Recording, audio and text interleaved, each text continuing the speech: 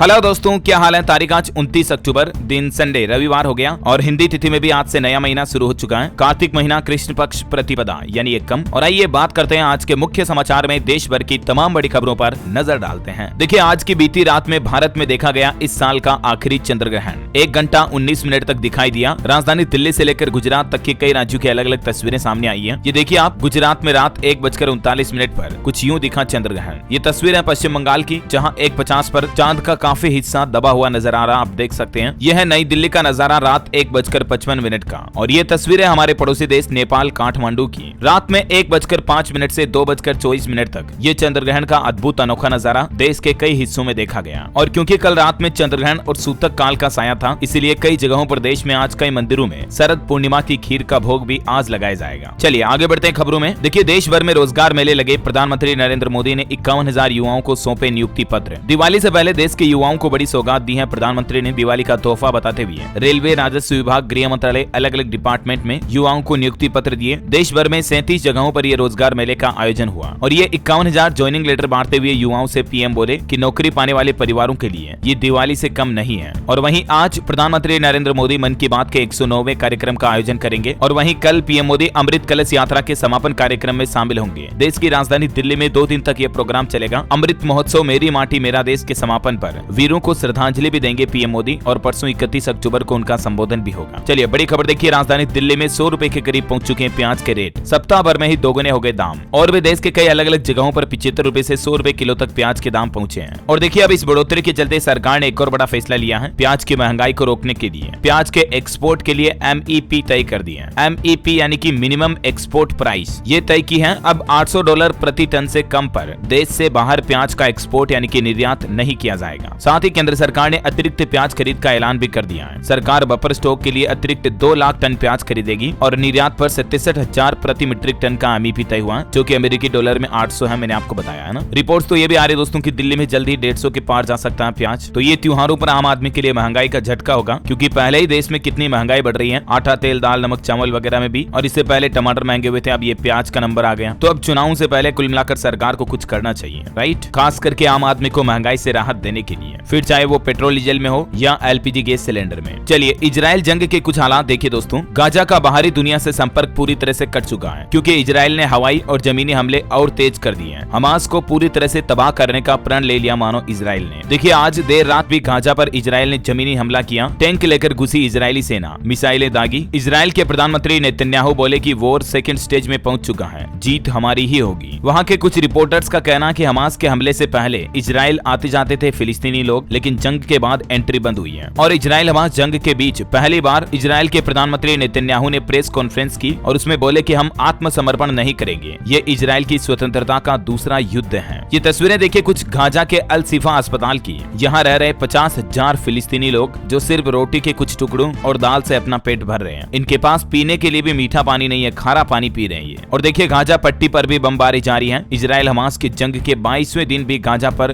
Ground operation और तेज हो रहा है। अभी गाजा में मोबाइल, इंटरनेट, फोन सेवाएं सब कुछ ठप हो गई है। मरने वालों की संख्या के आंकड़े की बात करें तो 7,326 से ज्यादा पहुंच चुका है ये आंकड़ा। इजरायली सेना की बमबारी में गाजा के लोगों की इतनी मौत हो चुकी है। तो कुछ यूं हालात चल रहे हैं दोस्तों इजराइल हमास जंग के बीच, गाजा इजराइल के। चलिए अगली बड़ी खबर है, भारत श्रीलंका के सशस्त्र बलों को प्रशिक्षण के लिए 23 करोड़ रुपए देगा। पड़ोसी देश श्रीलंका ने भारत का आभार भी जताया। और देखिए, आने वाले करवा चौथ के त्योहार पर हिमाचल प्रदेश सरकार ने माताओं बहनों के लिए बड़ी घोषणा की है। करवा चौथ पर नवविवाहितों को पैकेज दिया जाएगा। HPTDC का 40% तक डिस्काउंट का ऐलान। मुफ्त सारगी, पूजा सामग्री और खाने में विशेष व्रत थाली भी मुहैया कराई जाएगी हिमाचल प्रदेश पर्यटन विकास निगम की तरफ से। जो नई शादी किए जोड़े हैं, ऐसे नवविवाहित पति पत्नियों को करवा चौथ के मौके पर यह विशेष और आकर्षक पैकेज देने का ऐलान किया है HPTDC ने। चलिए बड़ी खबर देखिए, मराठा आरक्षण की मांग कर रहे हैं 10 दिन में 12 लोग ऐसा कदम उठा चुके हैं। और अब इस मामले पर महाराष्ट्र सरकार की कमेटी 24 दिसंबर को रिपोर्ट सौंपेगी। मराठा नेता बोले कि आरक्षण के विरोध में है महाराष्ट्र सरकार। ये महाराष्ट्र राज्य में मराठा भाई लोग कई दिनों से आरक्षण की मांग कर रहे हैं, आपको पता होगा। और इस बीच मराठाओं ने चेतावनी भी दे दी है, 29 अक्टूबर से महाराष्ट्र के हर गाँव में भूख हड़ताल शुरू करेंगे। मनोज जरांगे की तरफ से महाराष्ट्र सरकार को ये चेतावनी दी गई है, जो कि मराठा समाज के सामाजिक कार्यकर्ता हैं। और वहीं मणिपुर राज्य से बड़ी खबर आ रही, यहाँ रविवार की जगह जुमे की छुट्टी की मांग की गई। छात्र संगठन ने पर्चे बांटकर ऐलान किया। राज्य सरकार बोली कि ये अवैध है, जनता भरोसा न करें। चलिए बड़ी खबर है, छत्तीसगढ़ में कांग्रेस ने 6 बड़े चुनावी वादे किए। राहुल गांधी ने कहा कि KG से लेकर PG तक पढ़ाई बिल्कुल फ्री कर देंगे। छत्तीसगढ़ में भी जातिगत जनगणना करवाएंगे। राहुल बोले बीजेपी नहीं चाहती गरीब का बेटा अंग्रेजी बोले। ये देख सकते हैं कांग्रेस ने छत्तीसगढ़ में अब तक कुल ये 6 घोषणाएं की हैं, किसानों की एमएसपी से लेकर कर्ज माफी तक, है ना। और चलिए अगली खबर है दोस्तों, बिहार के गाँव में लगेंगे 52 lakh smart meter. Adani energy समेत कुछ और कंपनियों को बिहार सरकार ने एक कॉन्ट्रैक्ट दिया है। और वहीं खबर है दोस्तों, एक खुलासा सामने आ रहा है कि कुछ लोग भारत से नेपाल अवैध तरीके से गैस सिलेंडर पहुंचा रहे हैं। ऐसे लोगों पर अब सरकार रोक लगाएगी। अब उनका आधार कार्ड और राशन कार्ड चेक किया जाएगा, ये फर्जीवाड़ा सामने आने के बाद। चलिए बैंकिंग न्यूज से खबर है दोस्तों, बैंक ऑफ बड़ौदा की तरफ से एक खास अकाउंट लॉन्च किया जिसमें मिनिमम बैलेंस मेंटेन करने की झंझट खत्म कर दी है। ये एक तरह का विशेष स्पेशल सेविंग अकाउंट इसे आप कह सकते हैं। इसका नाम है बीओबी लाइट सेविंग अकाउंट। इस अकाउंट की खास बात है कि life time zero balance account है, यानी कि इसमें आपको मिनिमम बैलेंस मेंटेन करने की जरूरत नहीं पड़ेगी। और 10 साल से ज्यादा उम्र का कोई भी शख्स ये खाता खुलवा सकते हैं, यानी कि अगर आप अपने बच्चों का बैंक खाता खुलवाना चाहते हैं तो भी एक अच्छा ऑप्शन हो सकता है। चलिए खबर देखिए, बिना हाथ पैर वाले भी चला पाएंगे कंप्यूटर, आंखों से होगी टाइपिंग। झारखंड राज्य के एक छात्र ने ये एक ऐसा जबरदस्त सॉफ्टवेयर बनाया है। इसको बेंगलुरु में आयोजित अंतर्राष्ट्रीय प्रदर्शनी में भी इस प्रोजेक्ट को सराहना मिली है। देश विदेश की कई कंपनियों ने छात्र की इस स्टार्टअप कंपनी के साथ एमओयू भी साइन किया। ये एक ऐसा सॉफ्टवेयर है जिसकी मदद से कंप्यूटर को बिना हाथ पैर वाला व्यक्ति भी ऑपरेट कर सकता है, आंखों की पुतली के माध्यम से। इस सॉफ्टवेयर का नाम आई कॉन्टेक्ट माउस कर्सर है, यानी बिना हाथ पैर वाला शख्स भी कंप्यूटर में टाइपिंग कर पाएगा, कंप्यूटर चला पाएगा अपने आंखों की मदद से। Amazing right. और अभी तो ये 12वीं क्लास में पढ़ने वाला बच्चा है। इसके टैलेंट को वाकई में सैल्यूट। झारखंड के घाटशिला के कासिदा के रहने वाले श्री श्री रविशंकर विद्या मंदिर 12वीं कक्षा के छात्र सुमित बताते हैं कि आई कॉन्टेक्ट माउस कर्सर नामक सॉफ्टवेयर पेन ड्राइव में लोड रहेगा और इस पेन ड्राइव को कंप्यूटर या लैपटॉप में लगाना होगा। चलिए भारत के लिए एक और बड़े गर्व की बात है, मनु भाकर ने दिलाया भारत को 11वां ओलंपिक कोटा। एशियन चैंपियनशिप में 25 मीटर में रही 5वें स्थान पर भारत के टोटल 28 मेडल हो चुके हैं। टोक्यो ओलंपिक में देश का प्रतिनिधित्व कर चुके मनु भाकर ने 2024 ओलंपिक के लिए देश के लिए शूटिंग में 11वां कोटा हासिल किया है। मैनी कांग्रेट्स वाकई में इनको। अच्छा बच्चे, अगर आपके फोन का इस्तेमाल ज्यादा ही करते हैं तो देखिए बड़ी चौंकाने वाली रिपोर्ट। 10 से 14 साल के 83% बच्चों के पास मोबाइल फोन होते हैं, जिनमें से 50% बच्चे सोशल मीडिया भी चलाते हैं और 76% बच्चों की मेंटल हेल्थ पर मोबाइल से बहुत बुरा असर पड़ता है। इसलिए हो सके जितना बच्चों को मोबाइल फोन से दूर रखें, है ना। और चलिए अगला अपडेट है, नया फूड सेफ्टी बिल जल्द ही होगा जारी। संसद के आगामी सत्र में पेश किया जाएगा संशोधन। खाद्य पदार्थों और पूरी सप्लाई चेन में क्वालिटी को लेकर कोडेक्स की बैठक में ये चर्चा हुई। आपको बता दूं, कोडेक्स फूड सेफ्टी का एक अंतर्राष्ट्रीय संगठन है। जैसे हमारे भारत में FSSAI है, food safety standard authority of India, यानी भारतीय खाद्य सुरक्षा और मानक प्राधिकरण। तो भारत में खाने की चीजों की गुणवत्ता क्वालिटी चेक करने के लिए जल्द ही नए नियम जारी किए जाएंगे हमारे देश में। FSSAI ने एक निर्देश ये भी दिया है, सुरक्षित भोजन सुनिश्चित करने के लिए कैंटीन के कर्मचारियों को ट्रेनिंग दें। देश भर के सभी रेस्टोरेंट होटल मालिकों को FSSAI की तरफ से ये निर्देश जारी किए गए हैं। चलिए एक बड़ी अच्छी खबर आ रही है, भारत में मेट्रो नेटवर्क विस्तार जल्द ही बहुत ही तेजी से बढ़ेगा और भारत इस मामले में दूसरे नंबर पर आ जाएगा दुनिया भर में। प्रतिदिन 1 करोड़ से भी ज्यादा यात्री अभी हमारे देश में मेट्रो की सवारी कर रहे हैं। बड़ी खबर देखिए, समंदर में भारत की बढ़ेगी ताकत। 26 नए राफेल विमान इंडियन नेवी में शामिल होंगे और इनको INS विक्रांत पर तैनात किया जाएगा। नौसेना के लिए ये 26 राफेल जेट खरीदेगा भारत और इससे हमारी भारतीय नौसेना की ताकत बढ़ेगी, है ना। अच्छा अभी तो कुछ और महत्वपूर्ण और काम की खबरें देखेंगे दोस्तों, वीडियो में बने रहेगा मेरे साथ, बीच में बंद करके कहीं मत जाइएगा। लेकिन खबरों में आगे बढ़े इससे पहले आपसे एक छोटी सी गुजारिश है, अगर आपने DLS न्यूज चैनल को अभी तक भी सब्सक्राइब नहीं कर रखा ना, तो फटाफट से सब्सक्राइब करके बेल आइकन दबा दो और इस वीडियो पर एक छोटा सा प्यार भरा दिल से लाइक भी कर दीजिएगा। चलिए आपका बिना टाइम वेस्ट किए सीधे ले चल रहा हूं मौसम अपडेट में। देखिए मौसम विभाग का कहना है कि देश के कई राज्यों में बारिश भी हो सकती है। उत्तर प्रदेश बिहार में तेजी से मौसम करवट ले रहा है। स्काईमेट वेदर की रिपोर्ट देखिए जरा, अगले 24 घंटों के दौरान पूर्वोत्तर मानसून दक्षिण प्रायद्वीप पर सक्रिय हो जाएगा और इसके चलते तमिलनाडु, केरल, अंडमान निकोबार द्वीप समूह, दक्षिण कर्नाटक, आंध्र प्रदेश में हल्की मध्यम बारिश हो सकती है। साथ ही लक्षद्वीप और पूर्वोत्तर भारत में भी अलग अलग जगहों पर बारिश की संभावना बन रही है। बिहार में देखिए 30 अक्टूबर के बाद ठंड बढ़ेगी, कई जिलों में सुबह सुबह कोहरा भी छाने लगा है। ठीक है, और चलिए मौसम के बाद कुछ और महत्वपूर्ण खबरें देख लेते हैं फटाफट से। देखिए बंद हुए 4 धाम के कपाट, सूतक काल से पहले ही की गई शाम की आरती। आज ब्रह्म मुहूर्त में खुलेंगे चारों धामों के कपाट, क्योंकि चंद्र ग्रहण के चलते ये कपाट बंद किए गए। अच्छा खबर है, उत्तर प्रदेश और असम राज्य के जैसे ही महाराष्ट्र में भी मदरसों का सर्वे करवाया जाएगा, क्योंकि मदरसों में पढ़ने वाले कई बच्चे बुनियादी शिक्षा से वंचित मिले और इसीलिए महाराष्ट्र सरकार ने भी मदरसों का सर्वेक्षण शुरू कर दिया है। खबर है, मुंबई की सड़कों से अब गायब हो जाएगी काली पीली रंग वाली टैक्सी। 60 साल का सफर आज खत्म होगा। दरअसल मुंबई में टैक्सियों का पंजीकरण तारदेव RTO में कराया जाता है और परिवहन विभाग के एक अधिकारी का कहना है कि ये टैक्सियां जो काफी पुरानी हो चुकी हैं, इनका RTO एक्सपायर हो चुका है और अब इस तरह की नई टैक्सियों को RTO रजिस्ट्रेशन भी नहीं मिल रहा है। तो मुंबई में अब आपको सड़कों पर ये काली पीली टैक्सियां नजर नहीं आएगी, है ना। और खबर है दोस्तों, PM मोदी का मिजोरम दौरा रद्द हुआ। 30 अक्टूबर को चुनावी दौरे के चलते मिजोरम जाने वाले थे, लेकिन बताया जा रहा है कि अब गृह मंत्री अमित शाह जाएंगे। अच्छा और दोस्तों, अगले महीने नवंबर में अलग अलग पर्व और त्योहारों के कारण लगभग आधे महीने बैंक बंद रहेंगे, यानी कि 15 दिन की बैंकों की छुट्टियां रहने वाली है। हालांकि ये छुट्टियां एक साथ सभी राज्यों में नहीं रहेगी। जबकि अलग अलग राज्यों में अलग अलग पर्व त्योहारों के चलते बैंक बंद रहेंगे। जैसे 1 नवंबर को कन्नड़ राज्योत्सव के चलते, करवा चौथ के चलते कर्नाटक, मणिपुर, हिमाचल में बैंक बंद रहेंगे। इसी तरह से फिर दिवाली का त्योहार आ जाएगा, गोवर्धन पूजा, छठ पर्व, कनकदास जयंती और इसके अलावा संडे की तो छुट्टियां रहती हैं, 2 सैटरडे भी हो गए, है ना। तो इस तरह से नवंबर में काफी बैंक छुट्टियां आने वाली, ये लिस्ट आप देख सकते हैं। आप अपने बैंकों के काम उस तरह से एडजस्ट कर लें, ठीक है। और चलिए अगली खबर आ रही है एनपीएस अकाउंट होल्डर्स के लिए। देखिए एनपीएस से बाहर निकलने के नियमों में बदलाव किया गया है। पेंशन कोष नियामक और विकास प्राधिकरण की तरफ से ये बात कही गई है। पीएफआरडीए का कहना है कि निकासी या योजना से बाहर निकलने के दौरान अंशधारक के बैंक खातों में राष्ट्रीय पेंशन प्रणाली एनपीएस, जो नेशनल पेंशन सिस्टम है ना, उस कोष का समय पर जमा कराना सुनिश्चित करने के लिए अब तत्काल प्रभाव से बैंक खाते का सत्यापन यानी वेरिफिकेशन करवाना अनिवार्य होगा। ये नया नियम लागू हो चुका है एनपीएस को लेकर। अब सत्यापन का मतलब बैंक खाते का वेरिफिकेशन होना जरूरी है आपके आधार कार्ड, पैन कार्ड के जरिए, ऐसा केवाईसी की तरह, है ना। चलिए निवेशकों के लिए मार्केट से जुड़े कुछ अपडेट्स देखिए आप। महारत्ना कंपनी ने दिवाली का तोहफा दिया, शेयर होल्डर्स को डिविडेंड का ऐलान किया, मुनाफा 38% तक बढ़ा है। डिविडेंड कितना दिया जाएगा जो भी आप देख सकते हैं। और इसके अलावा दिवाली से पहले मुफ्त शेयर का तोहफा भी दिया इस कंपनी ने, मिलेगा 1 पर 6 बोनस शेयर। 3 साल में 285% तक रिटर्न दिया इस कंपनी ने। नाम है पूजा एंटरटेनमेंट एंड फिल्म्स लिमिटेड। आपको बता दूं दोस्तों ये कोई स्पॉन्सर्ड नहीं है, जस्ट फॉर इन्फॉर्मेशन पर्पस के लिए मैं आपको ये डेटा बता रहा हूँ। चलिए अगली खबर है पीएम नरेंद्र मोदी 30 अक्टूबर से गुजरात का 2 दिन का दौरा करेंगे। 30 और 31 अक्टूबर को वो गुजरात में ही रहेंगे। इस दौरान वहाँ अलग अलग कार्यों में शामिल होंगे और कई सारी परियोजनाओं का लोकार्पण, शिलान्यास भी करेंगे। फिर अगले दिन 31 अक्टूबर को 8 बजे स्टेच्यू ऑफ यूनिटी भी जाएंगे और यहाँ सरदार पटेल जी को पुष्पांजलि अर्पित करेंगे। चलिए बड़ी खबर देखिए, कैबिनेट ने भी इंडिया शब्द को हटाया। रेलवे के प्रस्ताव में हर जगह भारत शब्द का इस्तेमाल किया जा रहा है। जी हाँ, हाल ही में जो रेलवे ने केंद्रीय कैबिनेट को प्रस्ताव सौंपा, उसमें हर जगह इंडिया के स्थान पर भारत शब्द का इस्तेमाल किया गया। देखिए जरा आप इसे अब आप राजनीति कहोगे क्या कहोगे। हाल ही में एनसीईआरटी ने भी ये सुझाव दिया था किताबों में नाम बदलने का। चलिए अगली खबर है छात्राओं के लिए खुशखबरी। उत्तराखंड परिवहन निगम फ्री बस सेवा की सुविधा दे रहा है। उत्तराखंड में जो पढ़ने वाली छात्राएं हैं, उच्च शिक्षा प्राप्त कर रही छात्राओं के लिए ये फ्री बस सेवा योजना चल रही है। जो छात्राएं इसका फायदा उठाना चाहती हैं, उनको यूटीसी पोर्टल पर पंजीकरण कराना जरूरी होगा। चलिए अगली खबर है स्टेट बोर्ड का अहम फैसला, ये छात्र नहीं चुन सकेंगे मैथ विषय। दरअसल 11वीं कक्षा में मैथ सब्जेक्ट चुनने को लेकर हरियाणा बोर्ड की तरफ से ये अहम फैसला लिया गया। देखिए बहुत ही महत्वपूर्ण अपडेट है, जरा समझिए। बोर्ड की ओर से जारी नोटिस के मुताबिक 10वीं में बेसिक मैथ से परीक्षा पास करने वाले स्टूडेंट 11वीं में मैथ सब्जेक्ट नहीं चुन सकेंगे। केवल वही स्टूडेंट मैथ से लेने के लिए पात्र होंगे जिन्होंने मानक यानी कि स्टैंडर्ड मैथ से 10वीं की परीक्षा पास की हो। अर्थात अब आपको 10वीं में स्टैंडर्ड मैथ्स क्वालिफाई करना जरूरी होगा अगर आप 11th में 11वीं में आगे मैथ सब्जेक्ट यानी कि साइंस मैथ लेना चाहते हैं तो, है ना। ये आगामी 10वीं बोर्ड परीक्षा से पहले हरियाणा बोर्ड की तरफ से काफी अहम फैसला लिया गया। कुछ और एजुकेशनल अपडेट्स हैं, मैं आपको आगे बताऊंगा। फिलहाल देखिए आप अगली खबर। इलाहाबाद हाईकोर्ट ने एक अहम फैसला सुनाया, सोशल मीडिया में अश्लील पोस्ट को लाइक करना क्राइम है या नहीं, इस मुद्दे पर टिप्पणी की। आए दिन आपको बताओगा सोशल मीडिया पर कई तरीके से, अब क्या बताऊं मैं आपको, अश्लील पोस्ट आते हैं। तो पोस्ट करने वाले की तो छोड़ो,